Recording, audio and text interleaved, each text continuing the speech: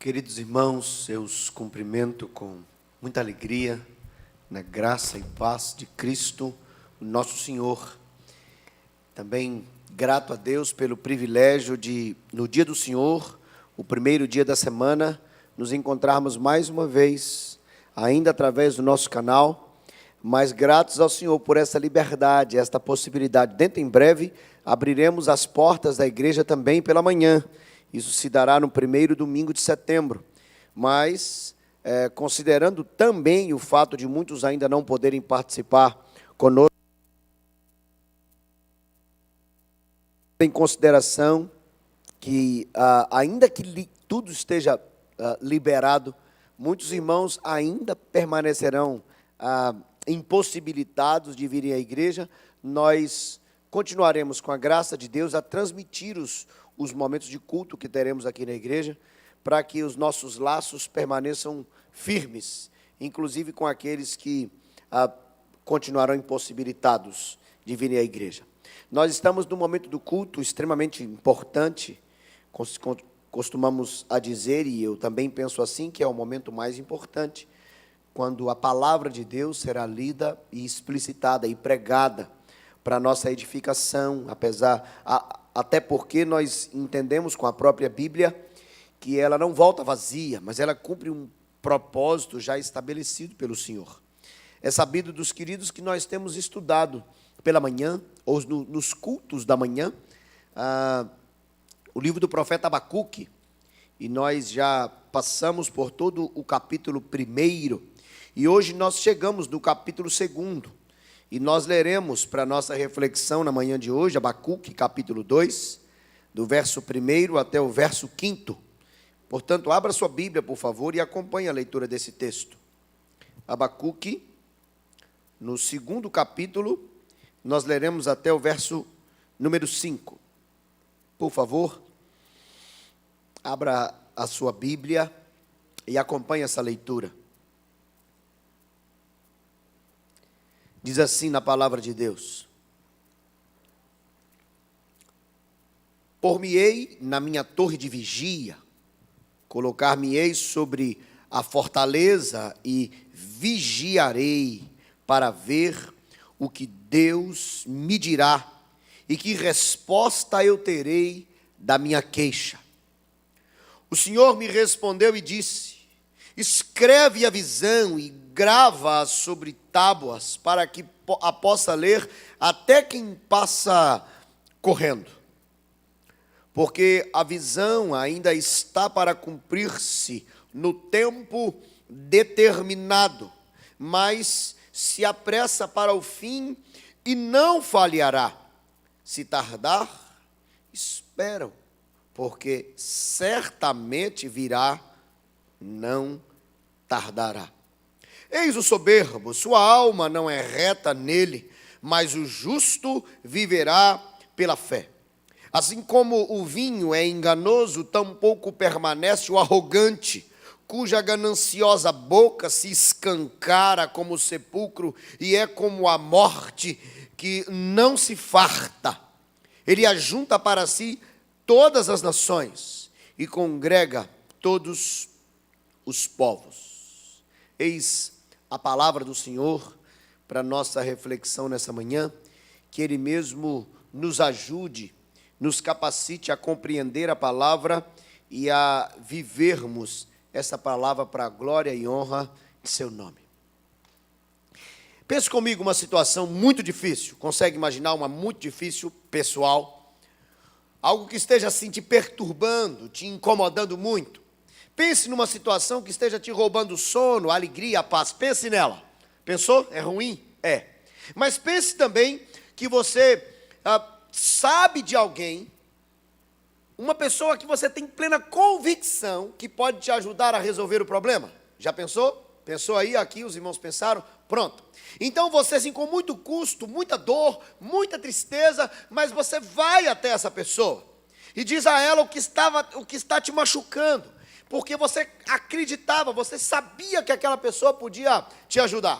Então você abre o seu coração, você coloca para ela tudo aquilo que estava te incomodando, e a expectativa do que essa pessoa ia fazer. e aí ela escolhe ter uma atitude que para você piorou tudo. Ruim?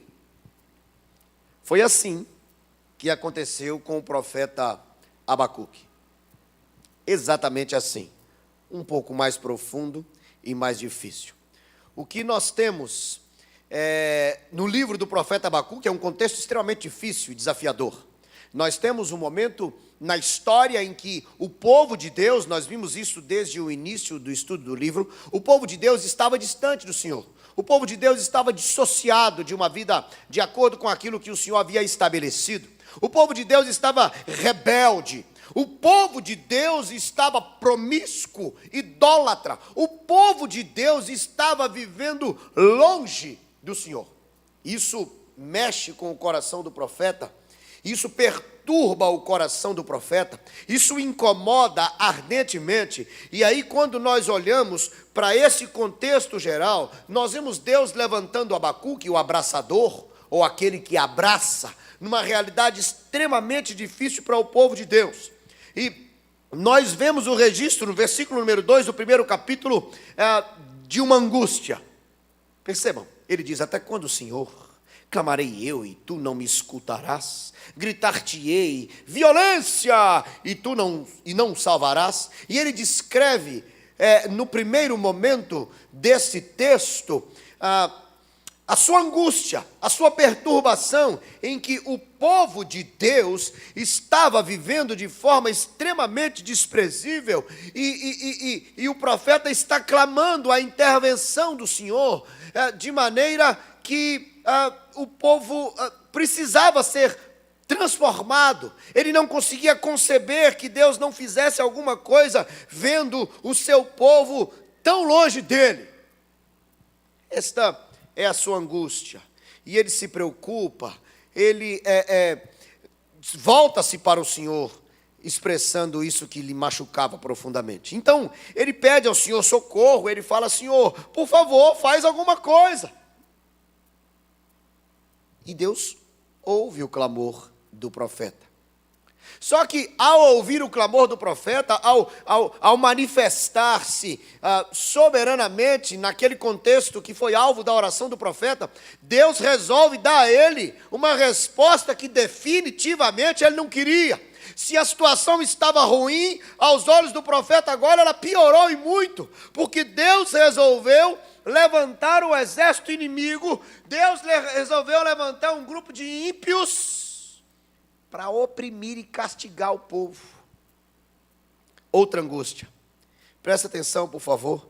Finalzinho, na parte do capítulo 12, do capítulo 1, verso 12, diz assim: não és tu desde a eternidade, ó Senhor meu Deus, ó meu santo, não morreremos. Ó Senhor, para executar juízo, puseste aquele povo?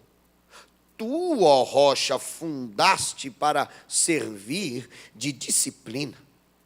Tu és tão puro de olhos que não podes ver o mal e a opressão não podes contemplar. Por que, pois, toleras os que procedem perfidamente e te calas quando o perverso devora aquele que é mais justo do que ele? Se o moço estava angustiado porque o povo de Deus estava longe dos caminhos do Senhor, agora ele que clamou a Deus socorro está angustiado porque o povo inimigo, os ímpios, levantados pelo próprio Deus, é que estavam sendo usados para castigar o povo do Senhor. E ele se angustia ainda mais por dizer: Senhor, peraí, eu não estou entendendo nada. Eu fui pedir ajuda, o Senhor piorou a situação. Não consigo entender. O Senhor é um Deus santo. O Senhor é um Deus perfeito. O Senhor conhece o povo do Senhor e conhece o ímpio. E aí o Senhor permite? Não. O Senhor determina. Você está ouvindo o que eu estou dizendo? O Senhor determinou que o ímpio fosse disciplinador do povo do Senhor. Já pensou isso para um coração do profeta? Angustia-se profundamente. E aí, o que fazer em tempos assim? Ele estava mal, sofrendo, pede ajuda para Deus, e Deus lhe dá uma ajuda que piora a sua dor. ele tinha motivos aqui para se rebelar também, não tinha não?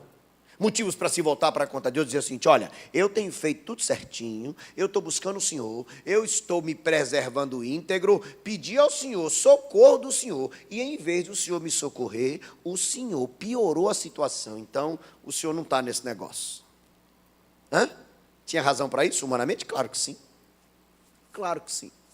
Mas o que acontece é exatamente diferente. E é este o bloco que será fonte da nossa reflexão na manhã de hoje, em Abacuque, capítulo número 2, porque em vez de entregar-se à desesperança, ao desespero, à rebeldia, em vez de voltar-se contra Deus e colocar a culpa no mundo, da sua angústia, da sua preocupação, em vez de vestir-se de uma capa, de uma pseudo-santidade, questionando até mesmo a forma como Deus estava agindo naquela situação, Abacuque porta-se de forma extremamente diferente. Volte os olhos, por favor, para as Escrituras. No capítulo número 2, o verso 1. Primeiro, ele é determinado na espera da ação do Senhor. Olha que coisa curiosa. Ele diz assim, por-me-ei na minha torre de vigia, colocar-me-ei sobre a fortaleza e vigiarei para ver o que meu Deus me dirá. Essa figura é uma figura extremamente interessante, a figura de um sentinela.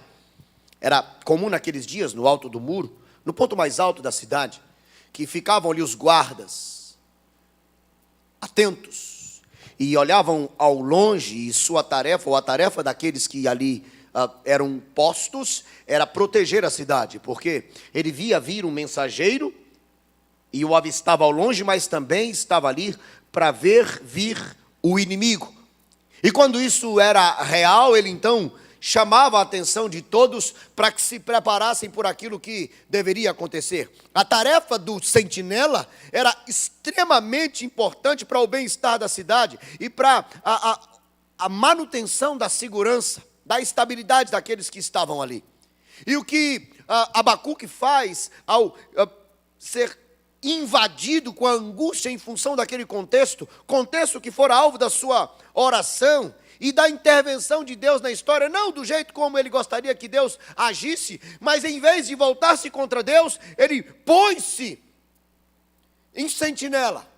Ele diz assim, eu vou esperar até o tempo em que Deus há de manifestar-se. Preste atenção, queridos, porque em vez de Abacuque tentar resolver a situação com as próprias mãos, em vez de Abacuque entregar-se à angústia, à depressão, à desesperança, em vez de Abacuque render-se àquele contexto difícil, ele se põe de forma determinada e diz, eu vou ficar aqui e vou esperar até que Deus fale comigo. Entendeu não? E nessa sua postura, determinada em esperar Deus, ele está focado em receber a resposta. A outra parte do verso 2, do verso 1 diz assim, e que resposta eu terei à minha queixa? Nós poderemos refletir exclusivamente no verso 1 na manhã de hoje, que já teríamos lições preciosíssimas para as nossas vidas. Esta é a primeira parte da reflexão desta manhã, mas que eu sinceramente acho que poderia encerrar aqui. Por quê? Porque se nós considerarmos o contexto em que estava vivendo Abacuque, se nós considerarmos a maneira como ele lidou com a angústia que tomava conta do seu coração, com a dor que estava apertando o seu peito, se nós considerarmos o que ele fez diante disso, que foi clamar a Deus, se nós considerarmos que ele foi ouvido pelo Senhor e que a resposta de Deus foi que o ímpio seria um disciplinador do povo do Senhor, se nós considerássemos que Abacuque apresentou-se diante de Deus, colocou diante dele e o Senhor já estava agindo, e que Abacuque, diante desse quadro, se recolhesse e desse por satisfeito como quem tinha feito a sua parte, nós poderíamos aquietar o nosso coração e justificar uma postura assim de Abacuque, afinal de contas, ele fez tudo quanto podia e foi Deus que quis agir do jeito que estava agindo. Mas ele não continuava sem compreender, porque na cabeça dele não era concebível que um Deus santo usasse um ímpio, mas que um Deus soberano pudesse fazer aquilo que ele queria fazer. E ele diz assim: eu vou me pôr na minha torre de vigia e vou esperar no meu Senhor. Me permita dar uma parada aqui. Normalmente eu a faço um pouco mais para frente, mas daqui a pouco nós vamos tratar a resposta do Senhor para Abacuque. Eu queria dar uma parada e te convidar para uma reflexão. Consegue já perceber, até este momento do texto, o quanto nós podemos associar a vivência de Abacuque com a nossa vivência quando a vida nos apresenta situações que nos roubam a alegria? Quando eu te pedi no início da reflexão para pensar numa situação que estava te perturbando muito e que você foi pedir ajuda e que a pessoa que você pediu ajuda, que você acreditava que podia te ajudar e piorou a situação, consegue identificar isso agora na vida do profeta? Está doente? Muito mal? Vai ao médico porque acredita que o médico poderia te ajudar e quando você senta na frente do médico, ele olha para você, para o seu estado, ele fala assim: olha, eu sinto muito, você vai morrer. Mas eu vim aqui para pedir ajuda. E é isso que o Senhor tem para me dizer? É isso que eu tenho para te dizer. Abacuque foi pedir socorro e Deus lhe deu castigo.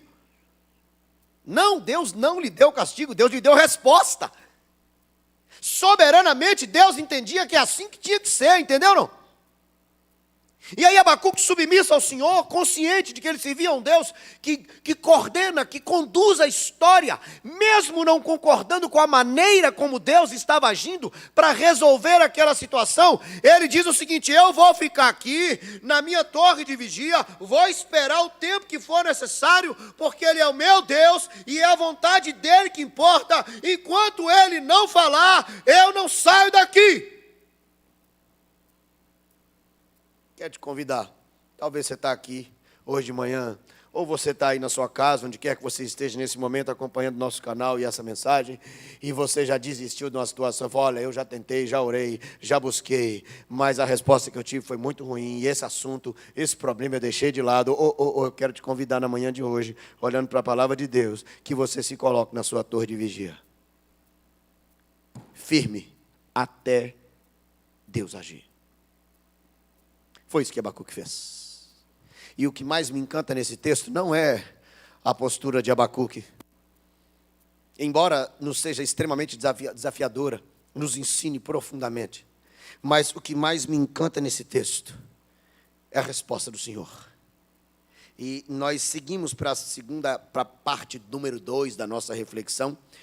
Se nós avaliamos aqui um ensinamento com o humano, queremos nos aprofundar ainda mais no ensinamento com o divino, porque a resposta do Senhor é algo extremamente extraordinário. No versículo número 3, Deus se volta para Abacuque e reafirma e garante sua ação. Por favor, volte os olhos para o texto, olha que coisa extraordinária. Você podia ler comigo o versículo seguinte? O verso número 2, o texto diz assim, vamos: o Senhor me respondeu e disse, olha o que o Senhor respondeu para Abacuque: escreve a visão, grava sobre tábuas, para que a possa ler até quem passa correndo. Verso 3 ainda, porque a visão ainda está para cumprir-se no tempo determinado, mas se apressa para o fim e não falhará. Se tardar, espera-o, porque certamente virá e não tardará. Deixa eu pegar esses 2 versos e fazer 2 destaques para vocês. Primeiro ponto da resposta do Senhor é a garantia da sua intervenção na história. Como é que o Senhor garante isso ao Abacuque? Primeiro, porque ele já havia agido, e Abacuque estava novamente clamando ao Senhor por não compreender a forma de Deus. Mas agora o Senhor diz a Abacuque o seguinte: Abacuque, ele responde através de uma visão e diz assim: escreve a visão. A equipe de mídia aí, olha só, o Senhor teria dito o seguinte: olha, vocês pegam, Deus fala assim, pega o que eu estou dizendo a vocês e põe nos melhores outdoors da cidade. nos pontos de maior visibilidade. O Senhor foi o primeiro publicitário da história. Ele fala de si mesmo através da criação. E agora ele chega para Abacuque e diz assim, deixa eu te dar uma aula sobre comunicação visual em particular. Ele diz o seguinte, pega a visão e escreve em tábuas, em lousas, em peças, para que fique registrado. E olha só que coisa interessante, são dois aspectos dessa garantia que Deus deu, que ele iria agir. Primeiro ele diz o seguinte, faz com que fique visível aos olhos de todo mundo. Primeiro ponto. E segundo, faz de tal maneira que até aquele mais despercebido ou apressado leia e possa estar atento ao que eu disse. E Deus tinha de forma muito clara propósitos para essa garantia que Ele deu. Nós podemos apontar um propósito duplo. Primeiro, que a instrução, que a orientação sobre a manifestação de Deus na história fosse de conhecimento de todo mundo. É como se Deus estivesse dizendo assim, mostra para todo mundo o que eu estou falando que vou fazer. E o segundo propósito, em que Deus tivesse instruído que Abacuque deveria agir e fazer daquela forma, é para que, tendo sido feito o registro, ele ficasse para a posteridade, ficasse para a história, para que todos que vissem se lembrassem, Deus disse que ia fazer e Deus fez.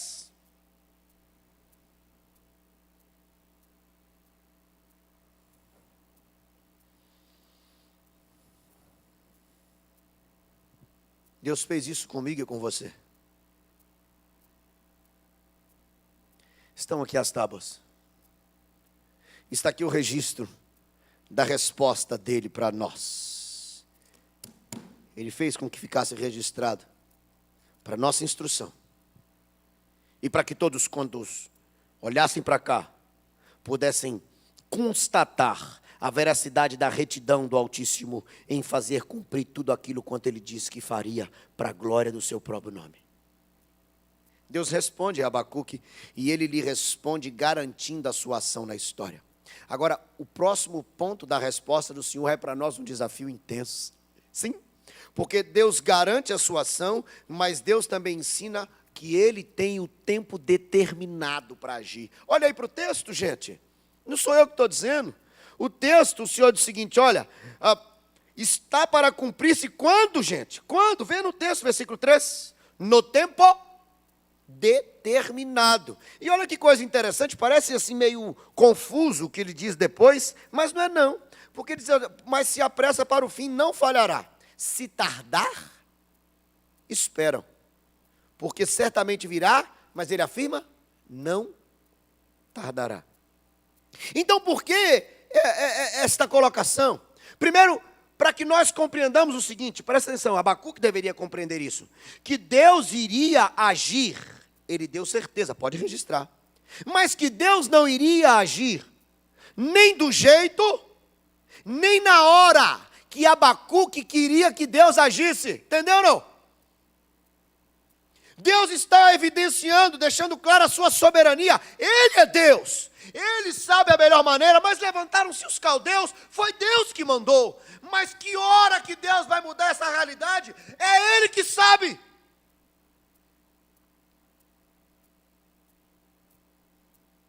É Ele que sabe. Mas Deus está demorando demais. É? Alguém está errado no relógio. Eu ou Deus. Você ou Deus. Você ou Deus. Quem você acha que está? E Deus está ensinando a Abacuque e a nós a esperarmos em confiança que Ele sabe o tempo. Olha, se você achar que está demorando, sabe aquele negócio de tardar? Deus tarda, mas não falha. Já disse isso? Você disse uma mentira. Deus não tarda e nem falha. Ele diz, tem um tempo determinado. O Salmo 1, eu gosto muito dessa afirmação do Salmo 1. Lembra-se como começa o Salmo 1? O pessoal daqui me ajuda, por favor. Bem-aventurado, que não anda no caminho dos ímpios, é isso? Não se detém no caminho dos pecadores, nem se assenta na roda dos escarnecedores. Antes, tem o seu prazer na lei do Senhor e na sua lei medita de dia e de noite. Aí em casa, fala comigo. Ele é como árvore plantada junto à corrente de águas. Que no devido tempo dá o seu fruto. Entendeu ou não? É o tempo inteiro na história. Deus evidenciando a sua soberania também, mostrando-nos que Ele sabe a maneira e sabe a hora de agir. Não adianta fazer beicinho, não adianta tirar a roupa e pisar em cima, não adianta deitar no chão igual criança, reclamando, não adianta murmurar, não adianta fingir que vai fazer isso, fazer aquilo, para ver se a pirracinha vai mudar o tempo de Deus. Não vai! Não quero saber mais, Senhor. Vou abandonar o Senhor. Vou sair da igreja. Vou fazer um tanto de besteira na minha vida. Vai, nojento. Sabe o que vai acontecer? Consequência dolorosa. Pecador. Deus é Deus. Eu não estou aqui diminuindo a dor de ninguém em face dos machucões da vida. Pelo amor de Deus. Abacuque estava sofrendo. E Deus sabia que ele estava sofrendo. Só que nós temos que entender que o fato de nós estarmos sofrendo, primeiro, a responsabilidade é nossa. Segundo, o socorro está no Senhor. Se o socorro está no Senhor, diz aí um ditado, como é que fala? Ditado popular, que manda quem pode e obedece quem tem juízo, não é verdade? Deixa eu dizer uma coisa, sabe, nós precisamos do socorro do Senhor. O socorro só vem do Senhor. Então Ele é que sabe o jeito e a hora de fazer. Não adianta. É besteira, é tolice, é meninice. A gente querer ficar de beicinho virado para Deus. Ficar reclamando do Senhor. Quem é Deus nessa história? É isso que ele está ensinando para Abacuque, é o tempo determinado. E ele ainda fala o seguinte, se tardar, pode ficar tranquilo que não vai tardar e não vai falhar. Às vezes a gente acha que Deus perdeu o controle do tempo. Lembra o que o povo fez lá no Êxodo, gente? Lembram-se? Que Moisés no alto do monte, para receber as tábuas, vocês lembram disso? Aí o povo vira para Arão e fala assim, olha, está tardando demais, está demorando demais, faze-nos deuses que vão adiante de nós. E lembra a desgraça que isso foi?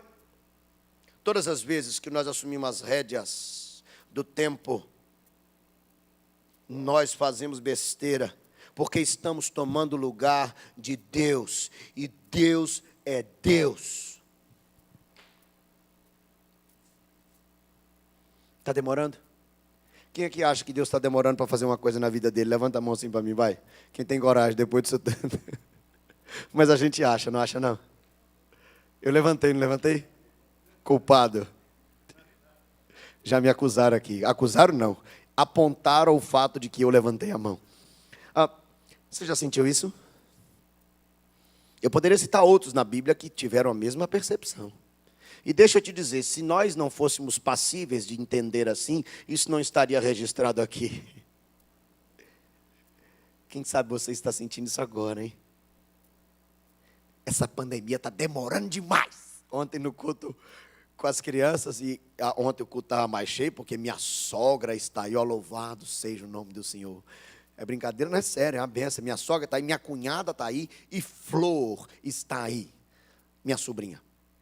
Então o culto ontem foi cheio. E na hora do pedido de oração, uma pediu para voltar à escola. Louvado seja Deus, também espero que isso aconteça logo. E a outra pediu para acabar essa pandemia. E ela disse assim, porque já deu, papai.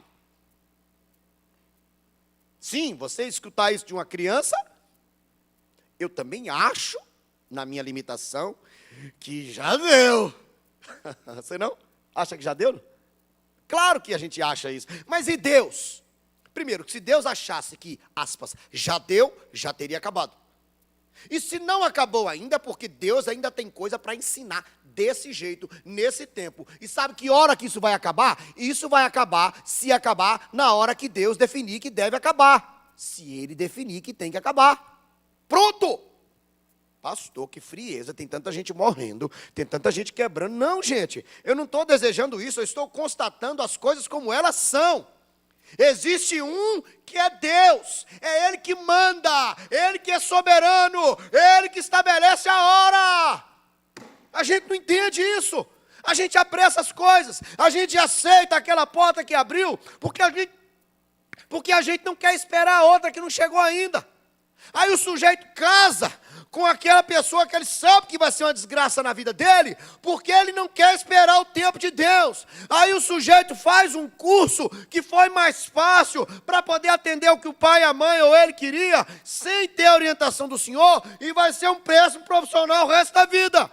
E aí nós fazemos um tanto de outras coisas, porque nós queremos ser senhores do tempo e desgraçamos a nossa vida. Não perdemos a salvação porque ela não depende de nós, mas vivemos vida medíocre, triste e reclamando, murmurando enquanto estamos aqui, porque nós nos damos o direito de sermos senhores do tempo. Se tardar, calma, não tardará, diz o Senhor, e não falhará. Meu irmão, minha irmã, presta atenção aqui, pelo amor de Jesus. Deus não está atrasado. Deus não se esqueceu. É porque Ele ainda está trabalhando. É porque Ele sabe a melhor hora. Em nome de Jesus. Em nome de Jesus. Para tudo o que você está fazendo, que você sabe que está atropelando o tempo de Deus, e se coloque na torre de vigia. Porque Ele diz que Ele não vai falhar. Está entendendo, não? Ele não vai falhar. Esse texto, ao final do próximo ponto, eu vou mostrar para vocês que ele tem uma amplitude muito maior do que uma ação na história. Porque quando nós seguimos a leitura do texto, aparentemente isso não tem nada a ver. Olha aqui, o versículo seguinte, o versículo 4 e o versículo 5. Olha para ele, por favor. Eis o soberbo. É uma apresentação de gala, você vê aqui? É como se o senhor estivesse dizendo assim, olha aí para o soberbo. Todo mundo para. Sabe o sujeito que quer aparecer? Aí que você vira e fala assim, gente, para tudo, para tudo. Olha aqui ele, ó. Está vendo agora? É isso que o Senhor está fazendo. Eis o soberbo. Aí ele diz assim, sua alma não é reta nele, mas o justo viverá pela sua fé. Assim como o vinho é enganoso, tampouco permanece o arrogante, cuja gananciosa boca se escancara como o sepulcro e é como a morte que não se farta. Ele ajunta para si todas as nações e congrega todos os povos. Gente, pelo amor de Jesus, se nós vemos Deus nesse texto respondendo, garantindo a sua ação, Deus mostrando que Ele tem um tempo determinado, Deus na sua ação aplica a sua justiça preservando os seus. Olha que coisa extraordinária, porque ele apresenta aqui o soberbo. No contexto do texto, o soberbo a quem o Senhor se refere são os caldeus. É o povo, era a grande potência daqueles dias, que inclusive o próprio Deus havia levantado para ser algoz do seu povo, para ser disciplinador do seu povo. E ao descrevê-los como o soberbo, o Senhor está mostrando e aqui destacando o fato de que eles eram cheios de si mesmos. Eles se consideravam o poder. Eles acreditavam que a força deles estava no próprio braço, nas armas que tinham. Eles assolavam as nações, destruíam os exércitos e consideravam-se invencíveis. Não sei se você observou, eu acredito que sim, mas nesta porção que nós lemos, o Senhor está fazendo contraste entre dois homens, ou entre dois caminhos, entre duas realidades. E a primeira delas, ou o primeiro lado desse contraste, ele chama de os soberbos. O soberbo, aqui os caldeus, de gente arrogante, que se considerava acima de tudo e de todos, ele está dizendo o seguinte, olha como eles são. Eles não se fartam, eles destroem, eles querem sempre mais. É como a sanguessuga de um outro texto, dá. É gente que sai atropelando, aqui ele os compara à morte ou sepulcro, que recebe o morto, e recebe, e consome, e acaba, e recebe outro, é insaciável. Ele está falando do soberbo que nunca estará satisfeito. Ele está falando daquele que vive de si para si mesmo.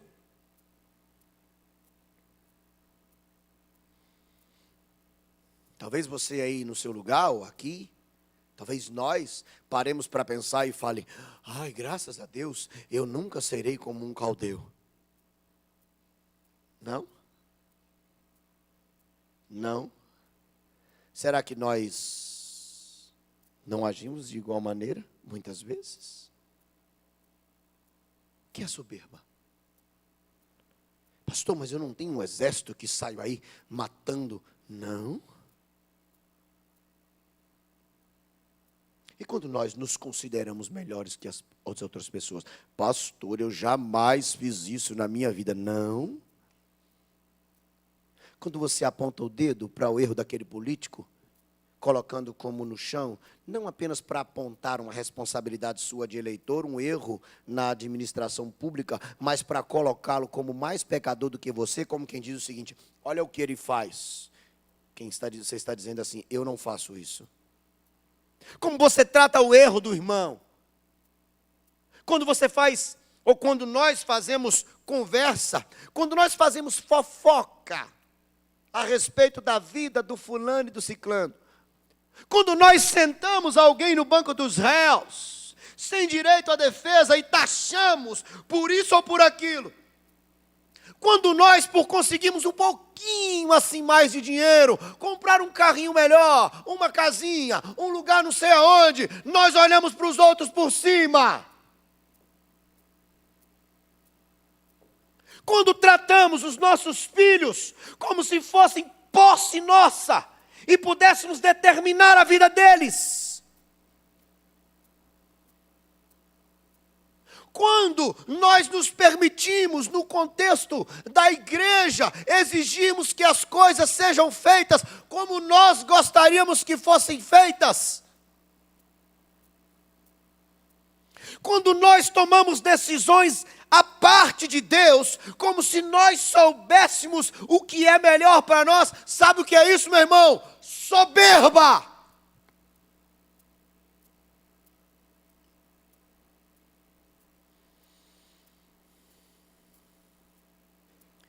Quando nós pesamos a própria consciência e nos entregamos em discursos como: eu jamais imaginei que eu seria capaz de fazer isso, é soberba, porque nós somos capazes de fazer qualquer desgraça, só não fazemos porque a graça de Deus nos ajuda a não fazer.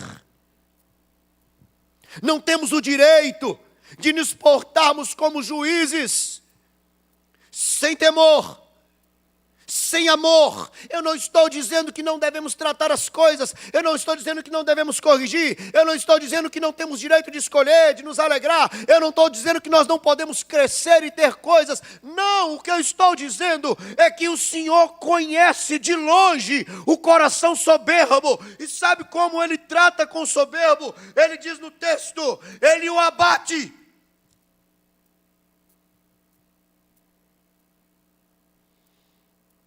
Hoje à noite, os 5 ais sobre os caldeus. Tratamento de Deus sobre o soberbo. Nesta porção que nós lemos, Deus está fazendo um contraste. E de um lado está o soberbo. Isso aqui não está relacionado à cor da pele. Isso aqui não está relacionado à classe social. Isso aqui não está relacionado à naturalidade ou à nacionalidade. Isso aqui não está relacionado à religião propriamente.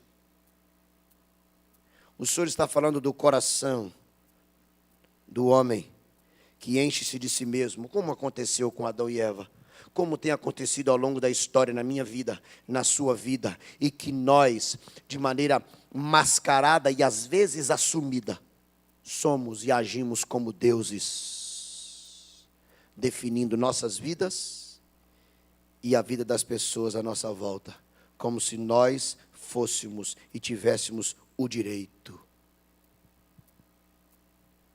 De um lado, o soberbo. E do outro? Está aí, do outro.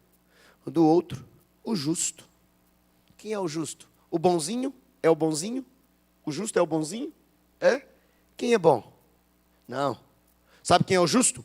O justo é aquele sobre quem não há mais condenação. Que massa! O justo é aquele que é justo porque foi feito justo.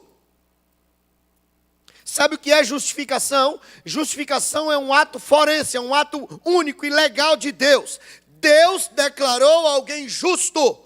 Como?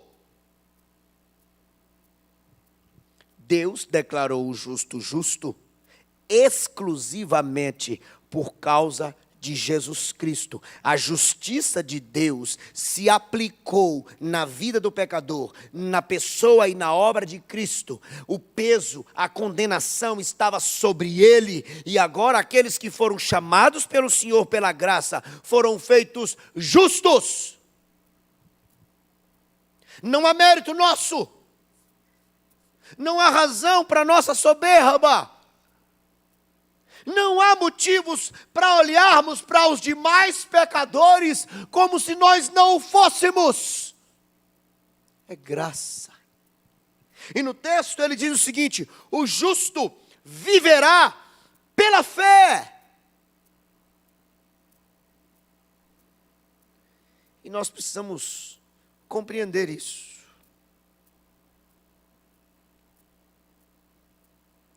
MacArthur diz assim: a fé não é um ato pontual, mas sim um modo de vida. Nós precisamos compreender esses dois aspectos das palavras que aqui se seguem, que também incendiaram o coração de Lutero quando da Reforma Protestante. A libertação de compreendermos que nós só temos vida verdadeira, que nós só temos vida em Cristo, na justificação que nos vem pela fé em Cristo. Fé é essa salvífica que nos mostra, ou que nos muda a condição, mas fé que nos conduz no dia a dia, em face das circunstâncias da vida.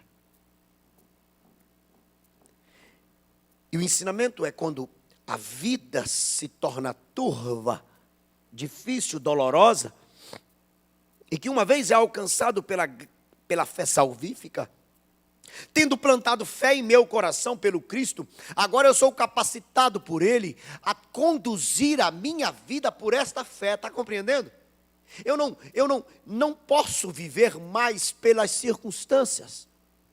Eu não posso viver mais conduzido pelos sentimentos, pelos índices da bolsa, do dólar. Eu não posso mais conduzir a minha vida pelo meu bem-estar ou pelo bom relacionamento que tenho ou não com minha família. Eu não posso mais conduzir a minha vida com as previsões das autoridades de saúde.